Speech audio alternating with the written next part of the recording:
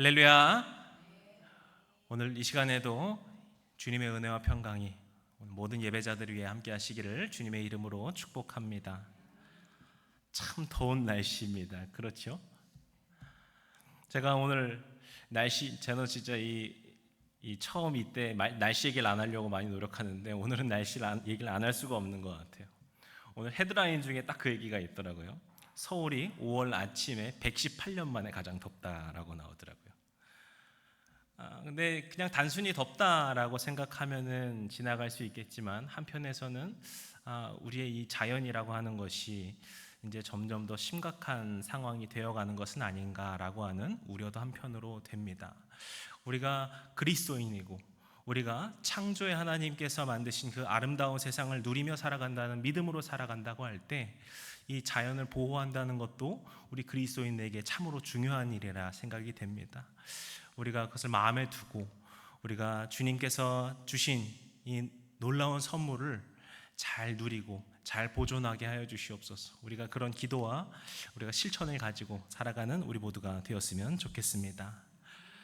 우리는 지난 시간 마태를 통하여서 죄사함의 은혜가 무엇인지를 살펴보았습니다. 세리라고 하는 직업 때문에 당시 죄인이라고 불리고 배척당하고 손가락질을 당하였던 마태였는데 그가 예수님을 만나 그분의 나를 따르라 라고 하는 말씀을 듣고 자신이 앉아있던 그 세관의 자리를 벅차고 일어나 주님을 따르는 그 결단을 우리는 볼 수 있었죠.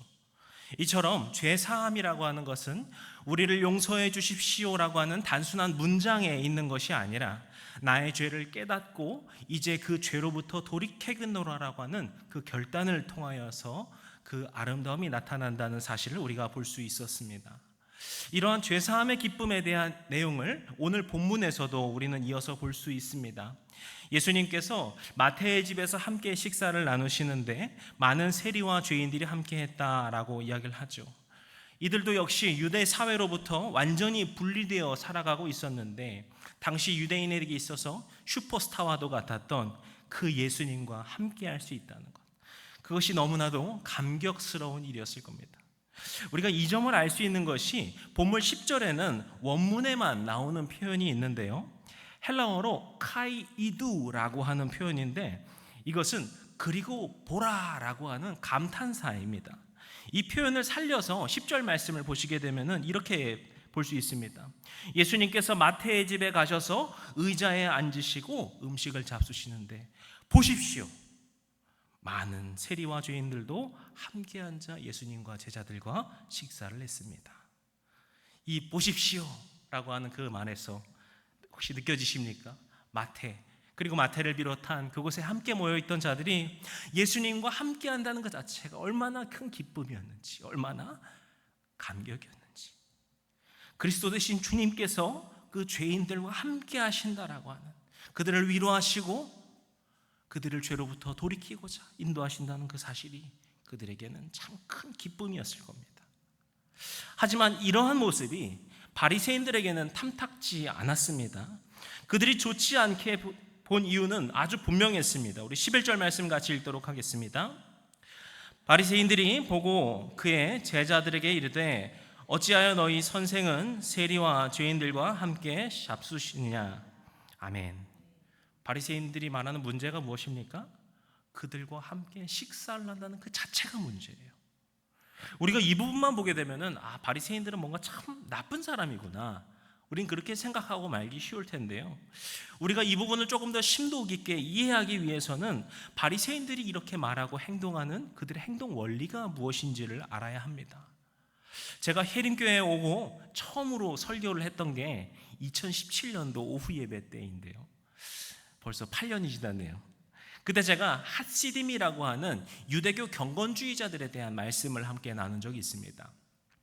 이 경건주의자들은 에스라, 느헤미야가 활동했던 제2성전 시대라고 불리던 시대, 그리고 이후에 우리 성경에 나오지 않는 신구약 중간기라고 하는 그 시대까지 계속해서 활동하던 집단인데요, 이들 주장의 핵심은 무엇이냐면은 하나님의 말씀으로 우리가 돌아가야 된다, 그 율법으로 우리가 살아가야 된다라고 말할 수 있습니다.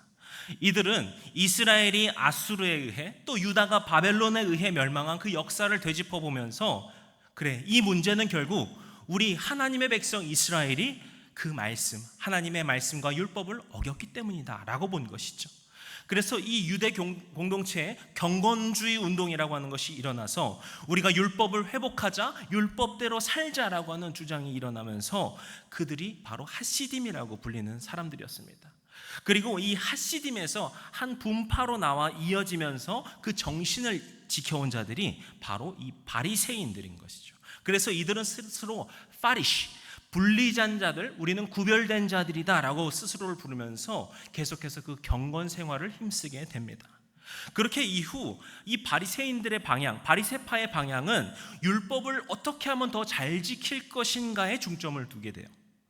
그리고 그것을 잘 지키려면 우리는 율법을 더욱더 구체화시켜야 된다라고 말하게 되는데, 예를 들면 이렇습니다. 우리 율법에 보면은 안식일을 거룩하게 지켜라 라고 말을 하는데, 어떻게 하는 것이 거룩하게 지키는 것일까? 첫 번째로 생각하는 것이, 그러면 안식일에 우리가 영리활동, 우리가 돈 버는 일을 하지 말자라고 하는 거예요.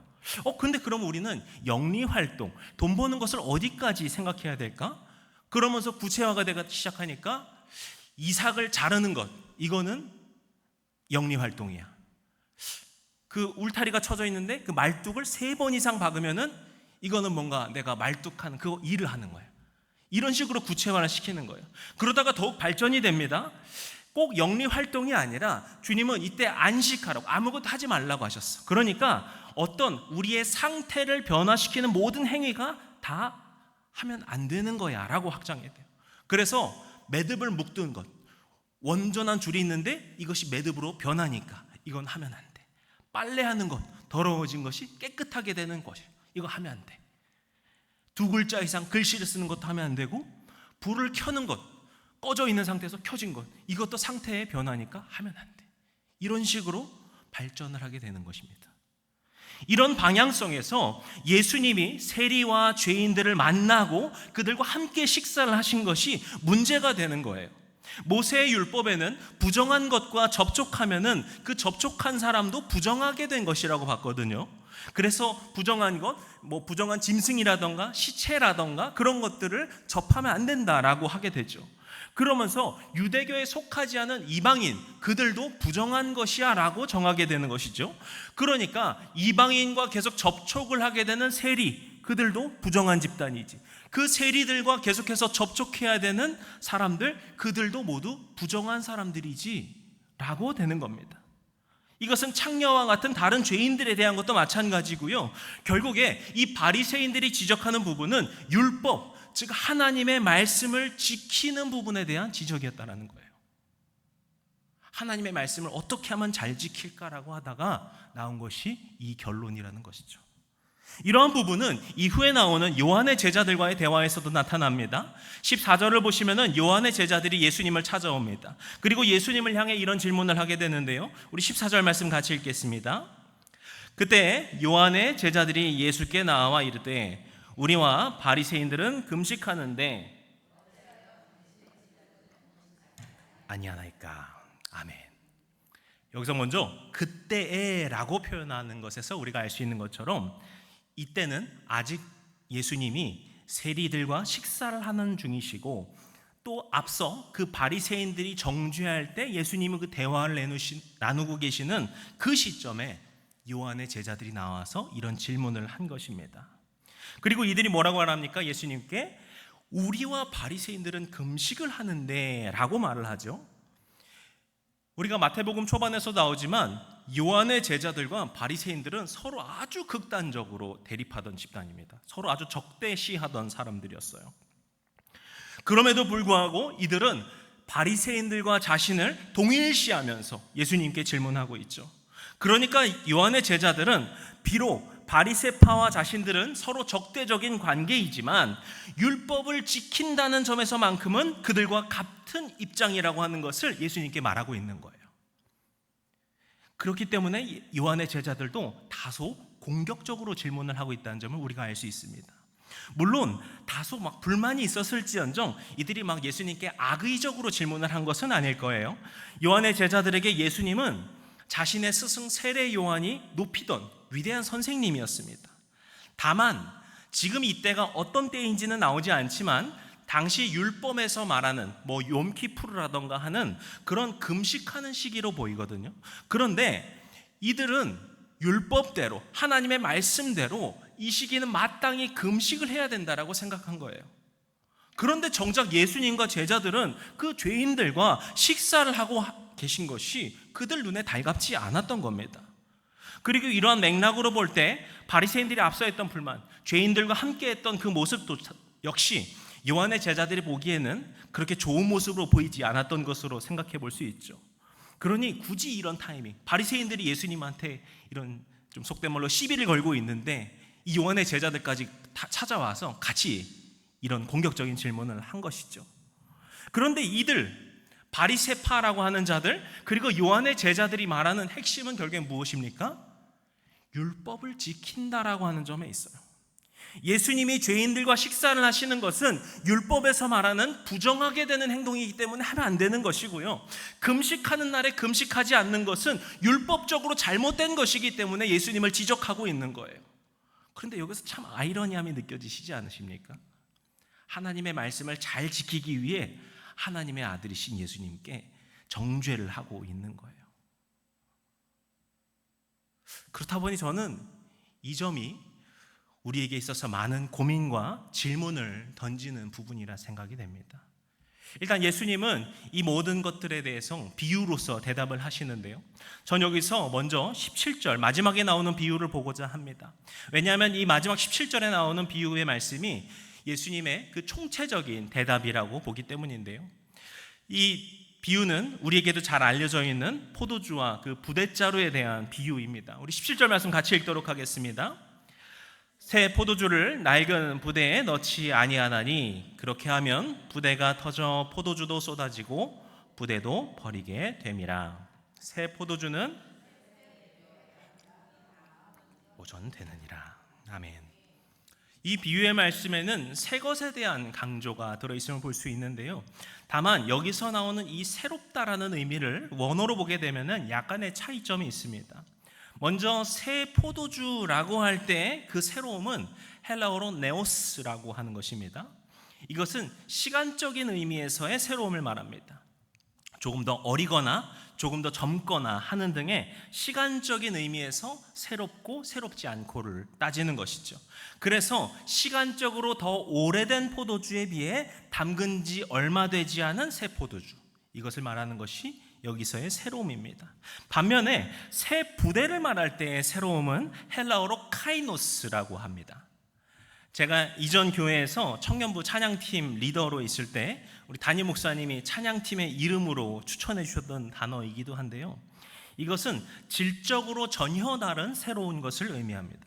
그래서 영어로 보게 되면은 brand new, completely new, 완전한 새로움이라고 하는 의미를 갖고 있습니다. 정리하면 신선한 새 포도주를 담을 부대는 낡은 부대와는 본질적으로 전혀 다른 그런 새로운 것이어야 한다라는 것을 말씀하신 것이죠. 물론 예수님은 당시에 아람어로 이 비유를 말씀하셨습니다. 다만 이 말씀을 들은 마태는 예수님이 말씀하신 이 부분의 강조가 어떠한 것인지를 알았던 것이죠. 그래서 헬라어로 그가 표현할 때는 이렇게 다른 단어로서 이것을 표현한 것입니다. 이 포도주라고 하는 것은 지금 대화에서 쟁점이 되는 율법과 전통을 의미한다고 볼 수 있습니다.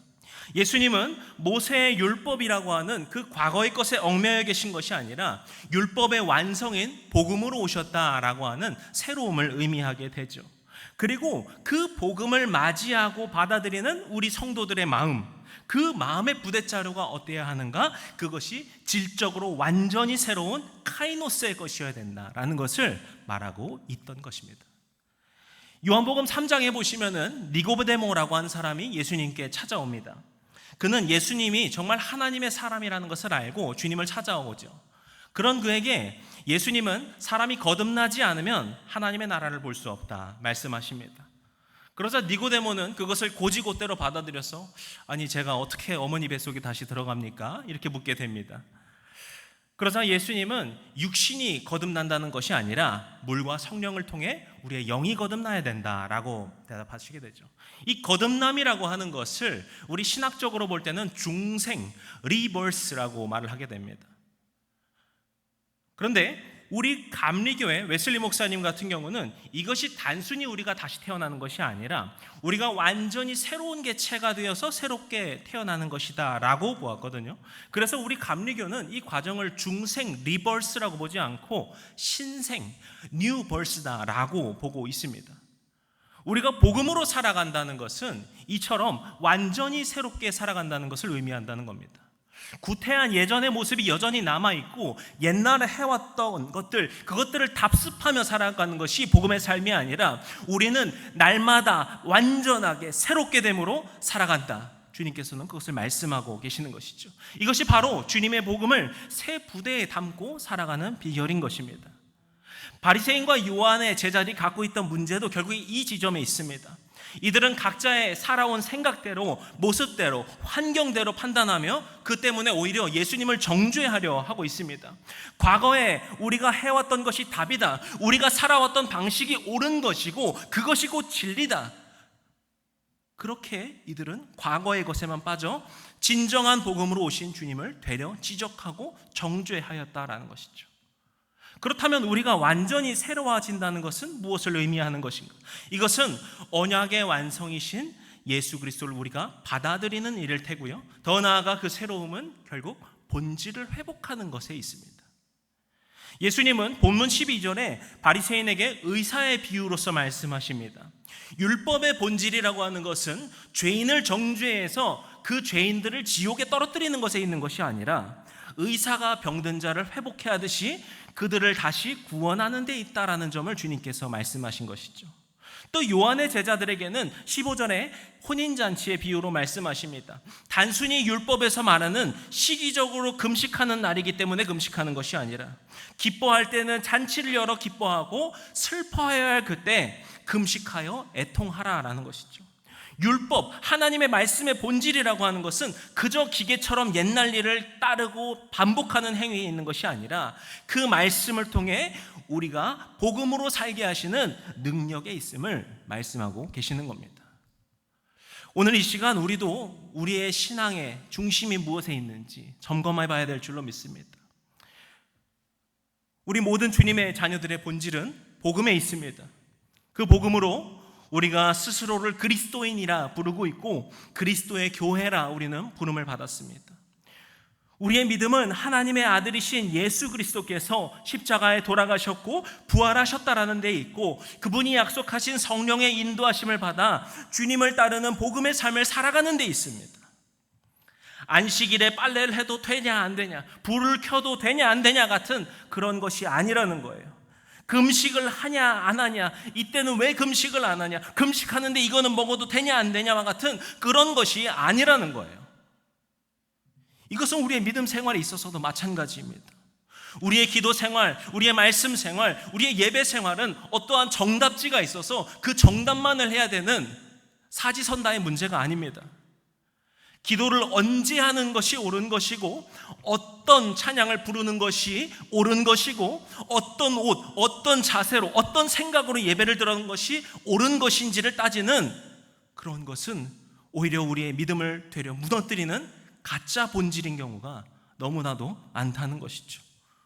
오직 예수 그리스도의 십자가를 믿노라, 그것을 붙들며 살아가고 예수 그리스도를 닮아가고자 하고 예수 그리스도의 말씀에 순종하고자 노력하며 그렇게 완전한 그리스도인으로서 나아가는 것, 이것이 우리의 최상의 삶의 목적이 되어야 하고 우리의 삶의 유일한 방향이 되어야 하고 우리의 오직 목적이 본질이 되어야 하는 것입니다. 이 시간 우리 안에 우리의 생각이나 경험이나 아집으로 인하여서 놓지 못한 신앙의 비본질이 혹시 있으십니까? 그 모든 것을 지금 주님 앞에 내려놓고 이제 우리의 삶이 오직 주님의 그 복음의 능력과 그것으로 인한 기쁨으로 가득한 믿음의 생활, 그렇게 예수님의 제자가 되어서 완전히 새롭게 되는 그 카이노스의 삶을 살아가시는 저와 우리 모든 성도님들의 거룩하고 복된 은혜의 삶이 되시기를 주님의 이름으로 간절히 축복합니다. 기도하시겠습니다.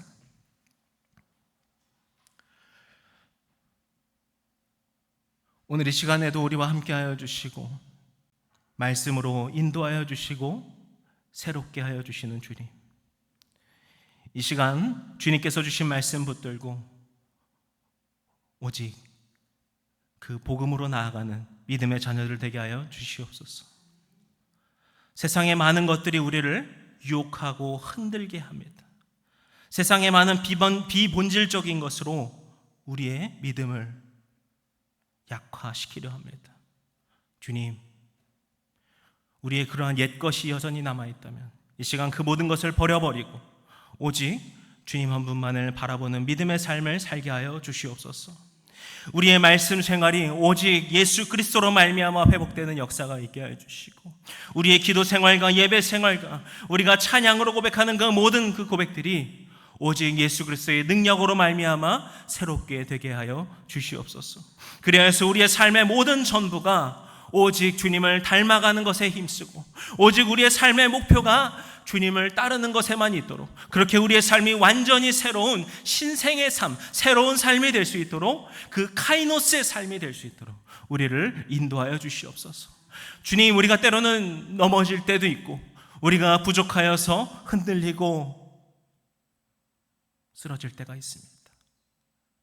하지만 그럴 때마다 낙심하여 무너지는 것이 아니라 우리를 다시금 일으켜 주시고 손 내밀어 주시고 세리들에게, 죄인들에게 찾아오셔서 그들을 회복시켜 주신 그 주님의 역사와 같이 우리도 그 주님의 은혜를 붙잡고 사랑을 붙잡고 나아갈 수 있도록 주님께서 우리 가운데 늘 항상 역사로 임하여 주시옵소서.